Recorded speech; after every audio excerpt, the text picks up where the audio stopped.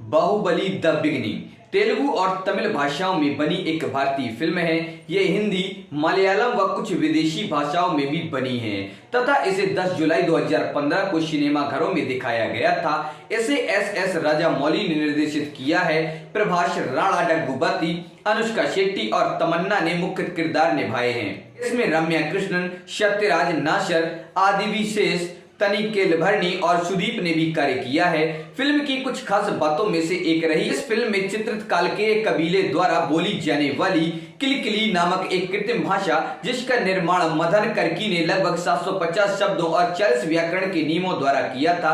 भारतीय फिल्म के इतिहास में यह पहली बार हुआ है जब किसी फिल्म के लिए एक नई भाषा का निर्माण किया गया है।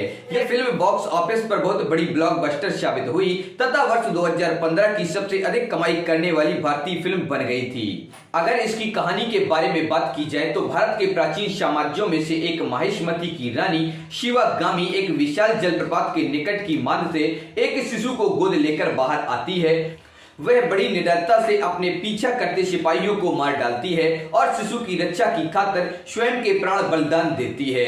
ऐन समय पर स्थानीय ग्रामीण पानी में डूबी रानी की ऊपर उठी बाएं में शिशु को देख लेते हैं और उस बच्चे को सुरक्षित बचा लेते हैं। इस तरह रानी पर्वत की ऊंचाई से गिरते जलप्रपात में डूबकर विलीन होती है।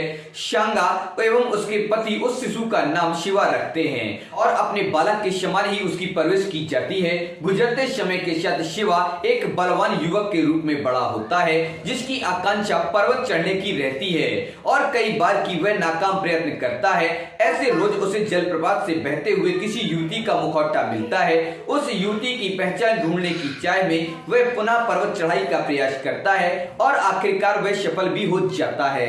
जलप्रपात के शिखर पर शिवा उस मुखौटे की मालकिन अवंतिका को खोज निकालता है, एक विद्रोही योद्धा जिसका दल गोरिल्ला पद्धति के जरिए माहिष्मती साम्राज्य के राजा भल्लाल देव के विरुद्ध युद्ध लड़ रहा है। दल का लक्ष्य है कि वे पूर्व महारानी देवसेना को छुड़ाएं, जिन्हें राजमहल में गत 25 वर्षों से जंजीरों में जकड़ रखा है और यह महत्वपूर्ण जिम्मेदारी अवंतिका को सौंपी गई है। अवंतिका को शिवा की यह बात सुन उससे प्रेम होता है कि वह जलप्रपात की तमाम मुश्किलों की चढ़ाई करता हुआ सिर्फ उसके लिए आया है।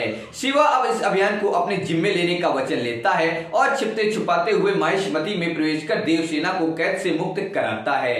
शिवा उसे छुड़ा तो ले जाता है और साथ लेकर भाग निकलता है, मगर जल्द ही राजा का शाही गुलाम कटप्पा, जिन्हें बेहतरीन युद्ध कौशल के लिए जाना जाता है, उसके पीछे पड़ जाता है। मगर घात लगाए बैठे भद्रा भल्लाल देव का पुत्र अचानक ही शिवा के सिर पर वार करता है, मगर कटप्पा अपने शस्त्र गिरा देता है। जब उसे मालूम होता है कि शिवा असल में महेंद्र बाहुबली है, दिवंगत राजा अमरेंद्र बाहुबली का पुत्र। फिर उसके बाद फिल्म भूतकाल में चली जाती है। अमरेंद्र की माता की मृत्यु उसके जन्म पश्चात होती है, जबकि पिता उससे काफी पूर्व पहले ही गुजर चुके होते हैं। शिवगामी अपने अंगरक्षक कटप्पा के सहयोग से नए राजा चुने जाने तक साम्राज्य के शासन की बागडोर संभालती है। वह अमरेंद्र बाहुबली तथा भल्लाल देव को समान रूप से परवरिश देती है। उन्हें कला, विज्ञान, छल विद्या, राजनीति और युद्ध कला जैसे कई विद्याओं एवं प्रशिक्षण में पारंगत किया जाता है, मगर दोनों में ही साम्राज्य के शासन की अभिलाषा भिन्न होती है।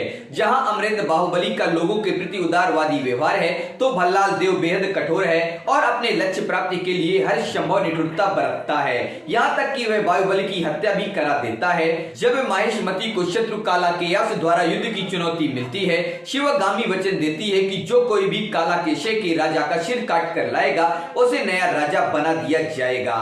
और इस तरह दोनों नातियों के बीच बहादुरी से युद्ध साधनों के बंटवारे का आदेश दिया जाता है। युद्ध में जब माहिष्मती एक दफा असफल होकर अपना अंत समझ लेती है, तभी अमरेंद्र अपने सैनिकों को उसके साथ मृत्यु से ही लड़ने को पुनः प्रेरित करता है और शत्रु को कुचलकर युद्ध समाप्त कर देता है।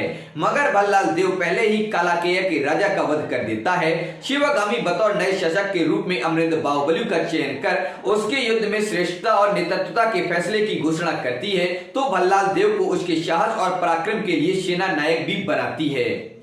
इस पूर्व घटनाओं के बाद जब राजा अमरेंद्र के बारे में प्रश्न किया गया, तो भावुक कटप्पा राजा के देहांत होने की बात कहता है और कटप्पा स्वयं को ही उनकी मृत्यु का जिम्मेदार भी समझता है। तो दोस्तों, आप लोग वीडियो कैसा लगा? पसंद आए इसे लाइक करें और अपने दोस्तों के साथ शेयर करें। हमारे चैनल अनादि मूवीज पर पहली बार आए हैं तो हमारे चैनल को सब्सक्राइब करें और बेल आइकन भी दबा दें।